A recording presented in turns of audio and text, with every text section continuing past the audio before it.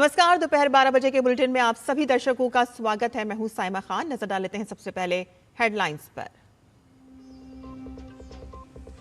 Cyprus के राष्ट्रपति ने हैदराबाद हाउस में पीएम मोदी से की मुलाकात। दोनों देशों के बीच व्यापार, निवेश, रक्षा, सुरक्षा समेत एआई और फिनटेक पर होगी चर्चा।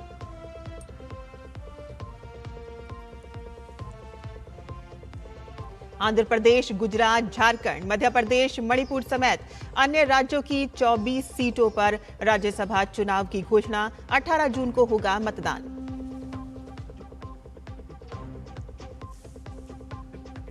मध्य प्रदेश हाईकोर्ट के आदेश पर भोजशाला मंदिर में हुई सुबह की आरती।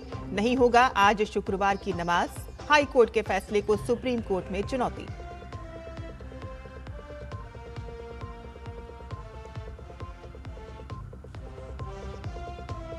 प्रचंड गर्मी और लू की चपेट में देश का बड़ा हिस्सा। पिछले 14 साल में 21 मई की रात सबसे गर्म। आज भी कई राज्यों में रेड और ऑरेंज अलर्ट।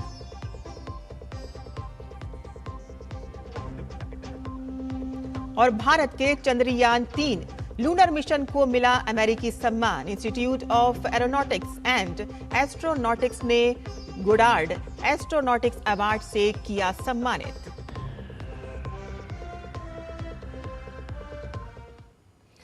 और अब समाचार विस्तार से। साइप्रस के राष्ट्रपति निकोस क्रिस्टोडोलाइडिस भारत के दौरे पर हैं और आज उन्होंने प्रधानमंत्री नरेंद्र मोदी से मुलाकात की। दोनों के बीच ये मुलाकात नई दिल्ली स्थित हैदराबाद हाउस में हुई और इस अवसर पर दोनों नेताओं ने आपसी हितों के विभिन्न मुद्दों पर विचार विमर्श किया।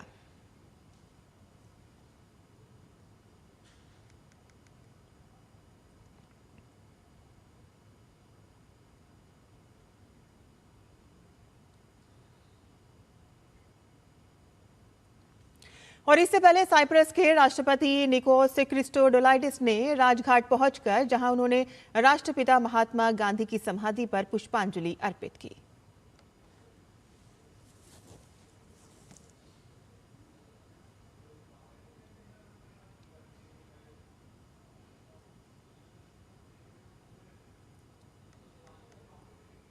और आगे बढ़ते हैं, जहां चुनाव आयोग ने जून जुलाई में रिटायर हो रहे राज्यसभा सदस्यों की 24 सीटों के लिए द्विवार्षिक चुनाव कार्यक्रम घोषित कर दिया है। मतदान 18 जून को सुबह 9 बजे से शाम 4 बजे तक होगा। 10 राज्यों की 24 सीटों पर चुनाव होंगे। नामांकन की प्रक्रिया 1 जून से शुरू होगी, जबकि नामांकन दाखिल करने की अंतिम तिथि 8 जून निर्धारित की गई है।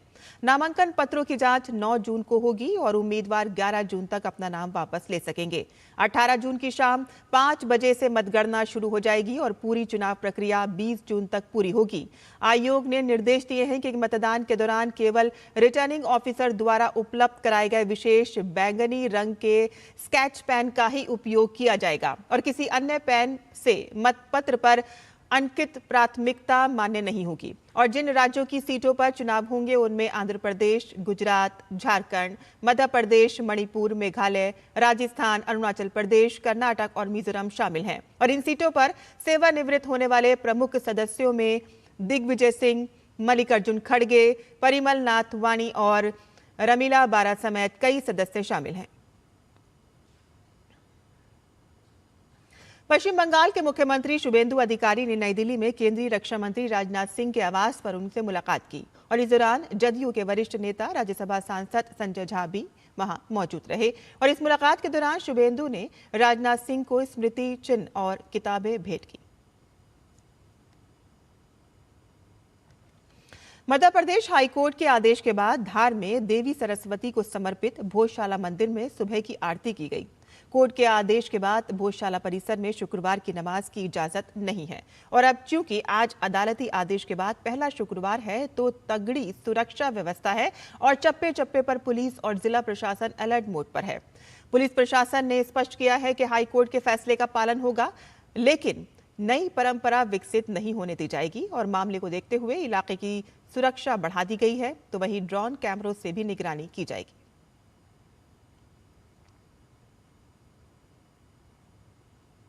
व्यवस्था बनाए रखने के लिए हमने विभिन्न माध्यमों से अपील की है और उसी के तारतम्य में जो हमारी इस विषय पर जो प्रतिबद्धता है उसके लिए हम पुनः पैदल फ्लैग मार्च निकाल के सभी जो समुदायों से अपील कर रहे हैं, जिससे कि जो है इसमें मैसेज लाउड एंड क्लियर हो।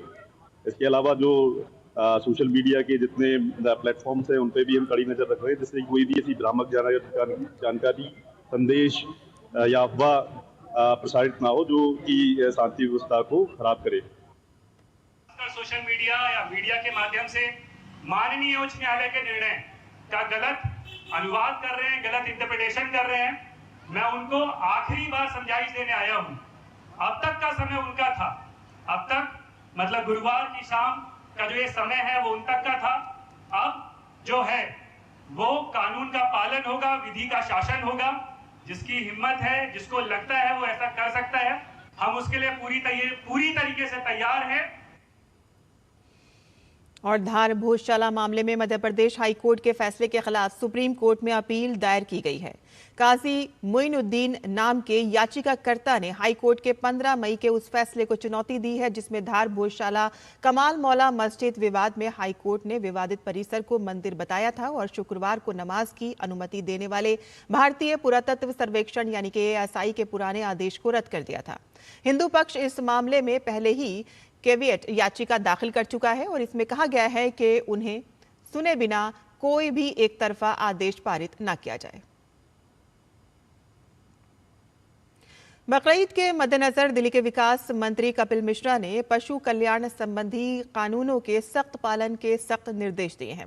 कपिल मिश्रा ने कहा कि बकरीद के अवसर पर दिल्ली में गौवंश, गायें, बछड़े, ऊंट और अन्य प्रतिबंधित जानवरों की कुर्बानी पूरी तरह से गैर कानूनी है और ऐसा करने या करने की कोशिश करने वाले पर आपराधिक मामला दर्ज किया जाएगा। के त्योहार के अवसर पर दिल्ली में गौवंश, गाय, बछड़ा तथा ऊंट व अन्य प्रतिबंधित जानवरों की कुर्बानी पूरी तरह से गैर कानूनी है और ऐसा करने पर या ऐसा करने की कोशिश करने पर आपराधिक मामला दर्ज किया जाएगा, कानूनी कार्रवाई की जाएगी। इसी के साथ साथ सार्वजनिक स्थानों पर, सड़कों में, गलियों में, सार्वजनिक स्थलों पर कुर्बानी भी पूरी तरह से प्रतिबंधित है, इसकी अनुमति नहीं है और ऐसा करने वालों पर भी कानूनी कार्रवाई की जाएगी। इसी के साथ साथ मार्केट में जानवरों की अवैध रूप से खरीद फरोख्त करना, सड़कों में, गलियों में मार्केट लगा के पशुओं को बेचना, खरीदना, यह भी पूरी तरह से गैर कानूनी है, इसकी अनुमति नहीं है। और पश्चिम बंगाल सरकार ने भारत बांग्लादेश सीमा पर बाड़ लगाने के लिए सीमा सुरक्षा बल BSF को जमीन सौंपना शुरू कर दिया है। बाड़ बंदी से घुसपैठ पर रोक लगेगी और सीमा पर कई तरह की अवैध गतिविधियों पर लगाम लगाई जा सकेगी। सरकार के इस कदम का राज्य के लोग स्वागत कर रहे हैं और उनका कहना है कि अब वो चैन की नींद सो पा रहे हैं और उनकी रोजमर्रा की जिंदगी आसान हो रही है।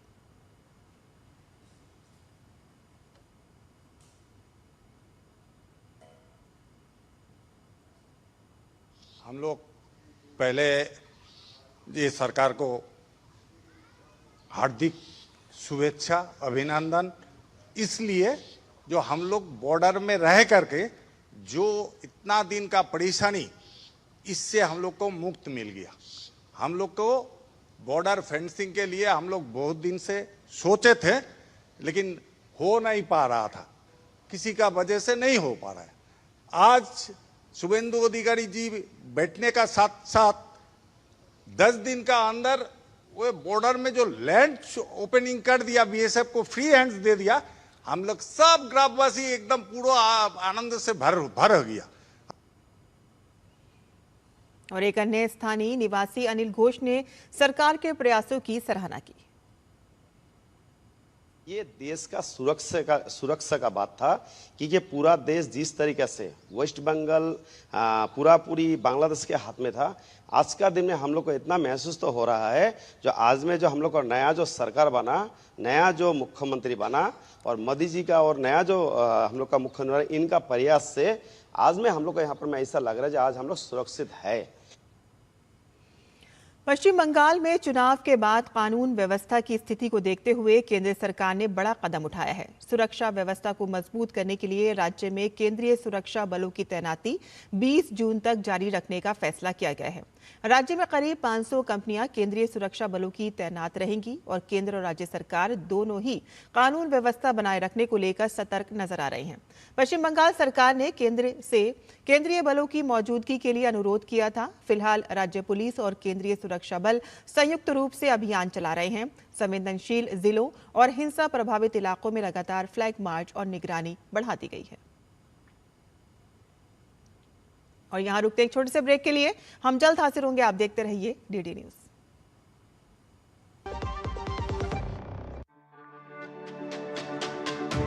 मेरी पसंद, मेरी पसंद, मेरी पसंद, मेरी पसंद, हमारी पसंद, हम सबकी पसंद। मजबूत देश का मजबूत सरिया हो गया steel.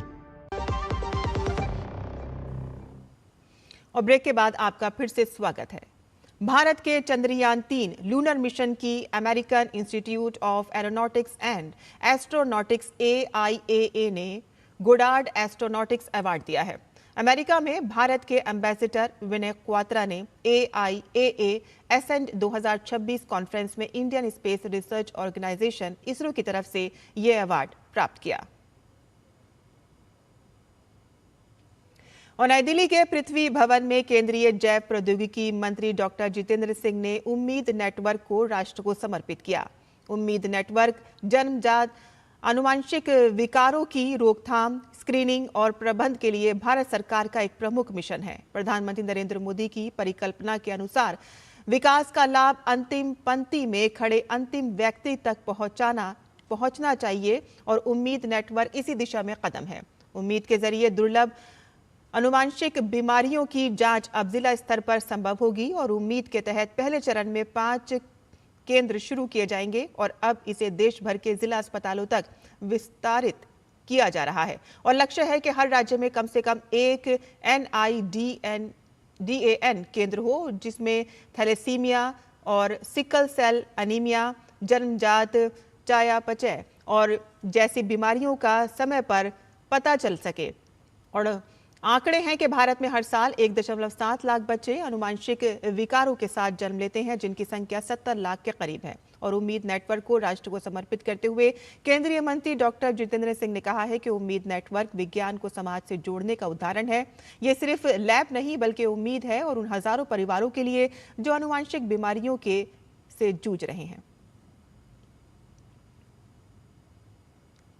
If you have to take the practice of healthcare not only as a clinical instrument but also as a part of sensitive care of the citizen, then even if it is only 1 in millions, you are expected to and you are duty bound to provide them the similar kind of attention, and the sufferer is also entitled to similar kind of attention which another citizen with a more common disease is entitled.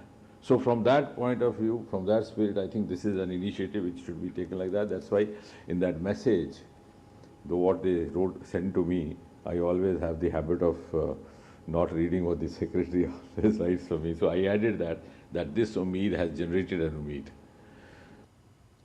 और उम्मीद योजना की कामयाबी है कि निदान केंद्र पर कार्य कर रहे डॉक्टरों ने भी अंतिम पायदान पर खड़े मरीजों के लिए इसे आशा की किरण कहा है। DBT का जो उम्मीद इनिशिएटिव है उसके अंडर हमें ये निदान केंद्र मिला है, तो इसकी वजह से जैसे हमारे जेनेटिक सेंटर में हम अभी प्रीनेटल स्क्रीनिंग और न्यूबॉर्न स्क्रीनिंग तो कर पा रहे हैं, बट निदान केंद्र के हेल्प से हम वहाँ पर जो कॉमन जेनेटिक डिसऑर्डर्स हैं उनकी जो जेनेटिक डायग्नोसिस है उसको इस्टेब्लिश कर पाएंगे। तो निदान केंद्र की वजह से हमारे को वो फैसिलिटी वहाँ पर वहाँ के पेशेंट्स के लिए, वहाँ की जनता के लिए देने की फैसिलिटी मिलेगी और साथ में यहाँ पर ट्रेनिंग होएगी, तो हम वो एक्सपर्टीज़ भी वहाँ पर अपना इस्टेब्लिश कर सकते हैं। तो अभी जेनेटिक सेंटर है जो हमारे कश्मीर में SMHS हॉस्पिटल में पहली बार मिला है और इससे हमारे यहाँ पे प्रेग्नेंट लेडीज़ और इवन जो नए न्यूबॉर्न बच्चे हैं उनके लिए बहुत फ़ायदा मिला है। और अब देखते हैं कान फिल्म फेस्टिवल से जुड़ी खबरें।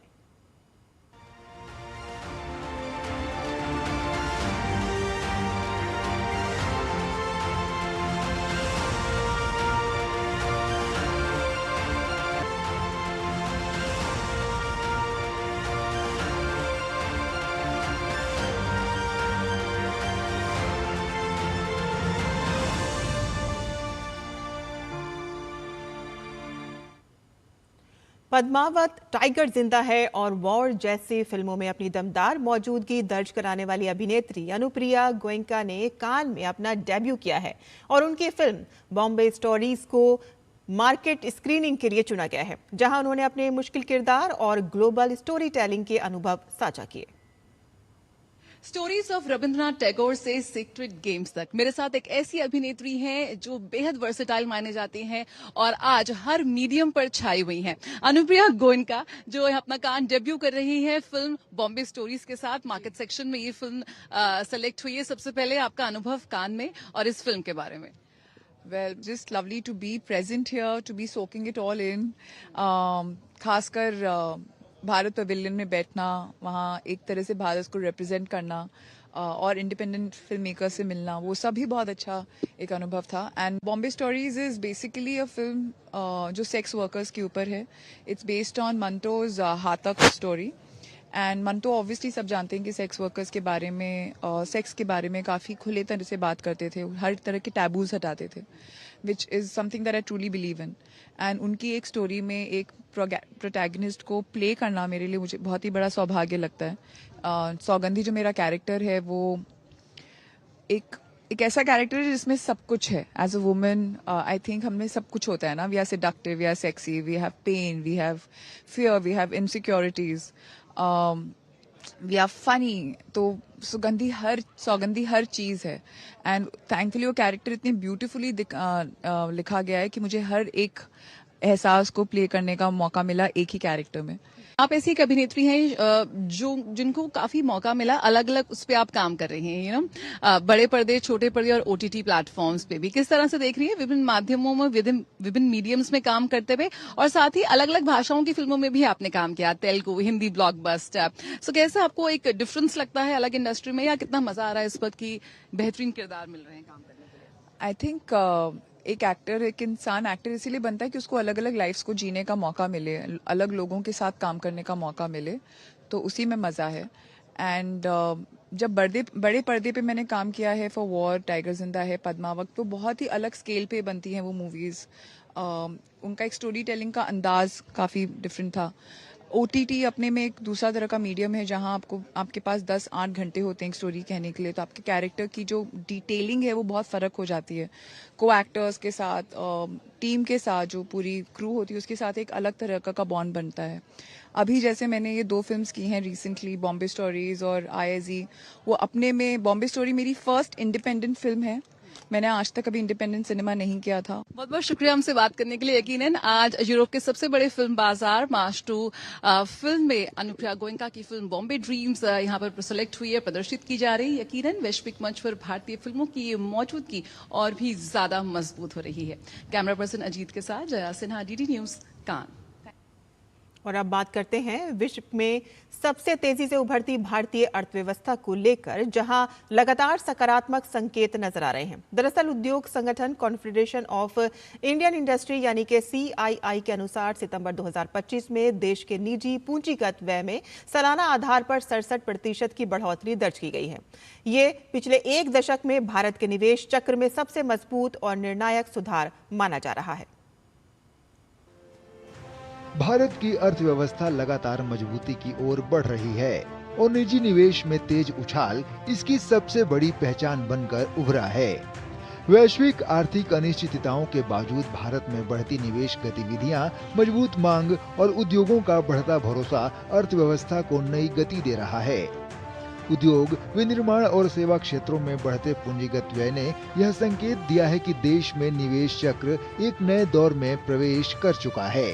भारत में निजी कैपेक्स में अभूतपूर्व तेजी दर्ज की गई है। उद्योग संगठन कॉन्फेडरेशन ऑफ इंडियन इंडस्ट्री के अनुसार सितंबर 2025 में देश का निजी पूंजीगत खर्च सालाना आधार पर 67% से बढ़कर 7.7 लाख करोड़ रुपए तक पहुंच गया। इसके मुकाबले सितंबर 2024 में निजी पूंजीगत व्यय 4.6 लाख करोड़ रुपए था। CII ने यह विश्लेषण CMIEE प्रोवेस डेटाबेस में शामिल लगभग 1200 कंपनियों के आंकड़ों के आधार पर किया है, जिसे नेट फिक्स्ड एसेट्स और कैपिटल वर्क इन प्रोग्रेस में वार्षिक बदलाव के आधार पर मापा गया।